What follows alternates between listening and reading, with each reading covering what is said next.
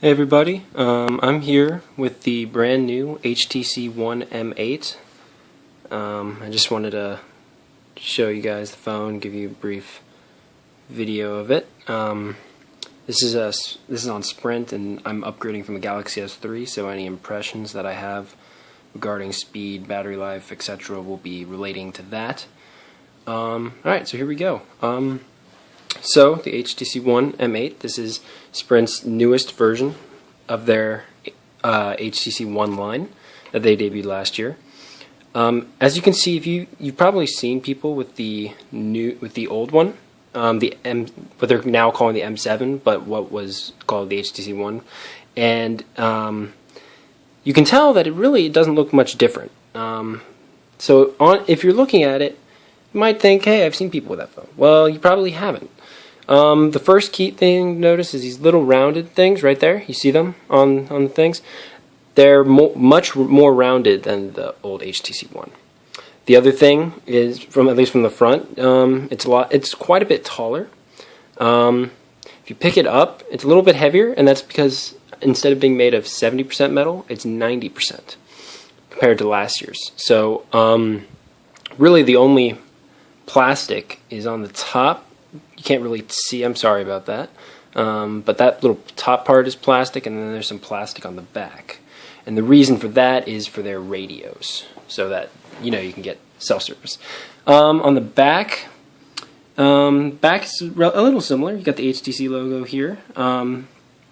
The big thing here is you got the flash and obviously the second camera, and I'll go into that later, what it does. But this is the Gunmetal Grey, and it's got a very nice brushed metallic feel. This particular color is a little slick, and a phone with this size, it's a little tricky to hold. From what I've heard, the gray and the silver is not available on Sprint, by the way, but the gold and the silver are a little more grippy. So if that's something that you value, maybe you want to do that.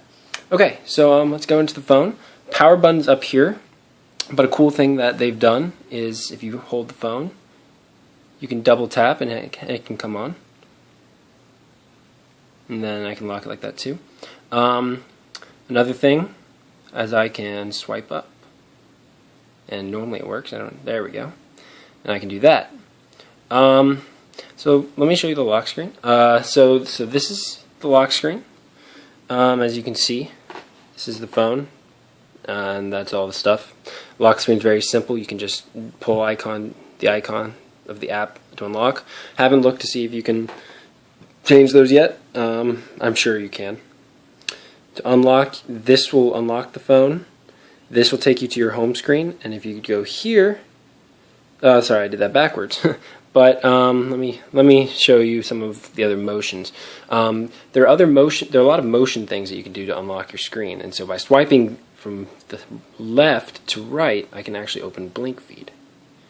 Get straight into there. Blink Feed is HTC's compilation of all of your social media, news, articles, everything that you want to read, and you can go over here to choose what you want. I personally didn't want my Facebook feed or anything showing up in here because it gets cluttered.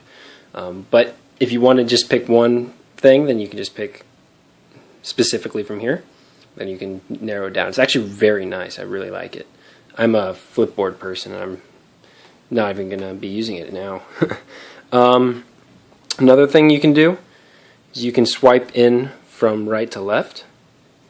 And I haven't figured out what that does yet. I have to look it up. I can't remember what it was. And then from top to bottom is voice dialing. I've never tried that, and I don't think it's that big of a deal. So this is the home screen. You have the ability to add home screens as you see fit. If you don't want the Blink Feed, I don't think you have to keep it. So right now I have a couple home screens. This is my Google Now stuff, and then emails. So let me so I have no recent apps. Okay. Big difference between this and the old one. The buttons are software now, so you don't have to worry about hardware buttons. That's also going to take away from some of that screen real estate. So despite the fact that the screen's bigger, it really is about the same usable real estate. You can't see it in this video, but the screen is gorgeous. The colors are great. It's very crisp, and you can't see any of that in the picture, and that's okay. You're gonna have to take my word for it, and the word of reviewers for it. It's very fast compared to my Galaxy. My Galaxy was lagging like crazy, which is one of the big reasons why I was so interested in the new HTC phone. I also don't like the plastic of Samsung, and I can get into that later too, as to why I picked this. But this phone is really nice. The interface is very slick. It's something that you can easily get in and out. It's not something that you'll get lost in, and I think that's really great. What else? I guess we can go into the speakers. Just like last year, these speakers, they're dual stereo speakers. HTC calls them boom sound speakers. There's no partnership with Beats anymore. So if you wanted that, you might still want the old phone. But these speakers, they say that they're 20% louder than the old ones, and they're supposed to be higher quality. I can't necessarily attest to that, but that wasn't what I wanted to do. But so I guess just for a quick clip so you can hear the volume.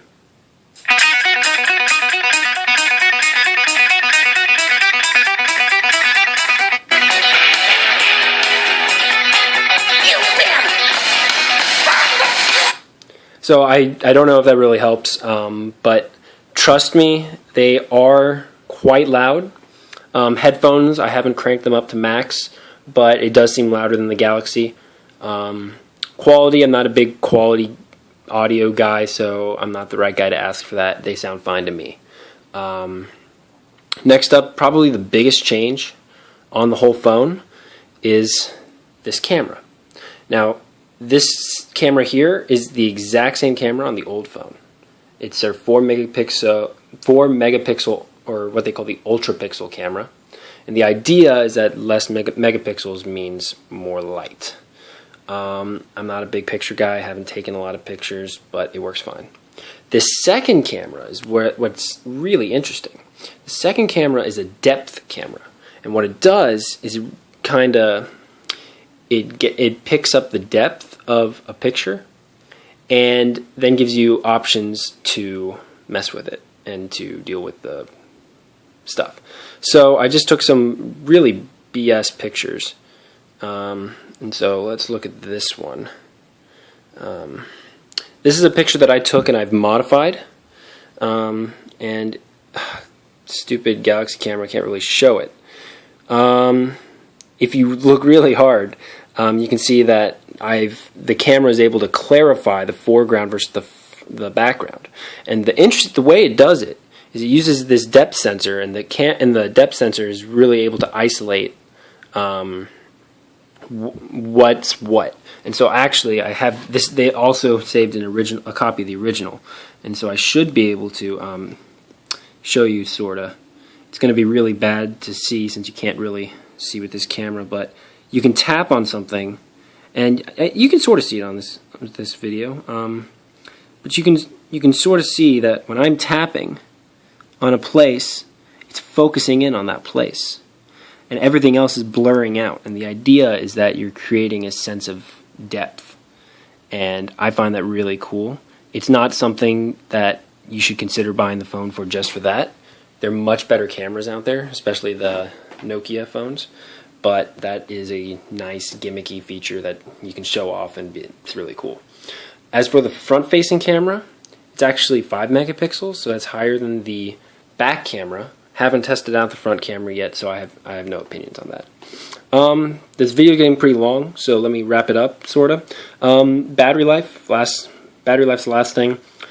I'm loving the battery life. My Galaxy, when I was at school all day, I had to turn it on airplane mode for a large portion of the day in order to get through the day. And today, I got back at around 5:45, and I had 50% left. And I'd never turned on airplane mode. I was on Wi-Fi for a large portion of the time. I was able to connect to Wi-Fi when my Galaxy couldn't. All in all, it's just been a significantly better experience. So, final things. This phone is great. I recommend it to everybody. HTC is a great brand. Obviously, people need to buy their phones to also go out of business. But HTC in general is fantastic, and I recommend everyone who needs a new phone to get this one. For people who are considering the Galaxy S5, who are waiting for it, the reason I picked this is because it's metal, and I just hate plastic. Also, this looks significantly better than the Galaxy S5, in my opinion. The holes in the back of the Galaxy S5 are just killer, and this phone just feels great. It feels like $200, and really $650. It feels like a phone that you want to show off to your friends. Whereas Galaxy S5, some of your friends might think it's a Galaxy S3, because that's kind of what it looks like, especially when you put a case on it, like most people do. All in all, this is just a short video. Well, it's actually pretty long now, but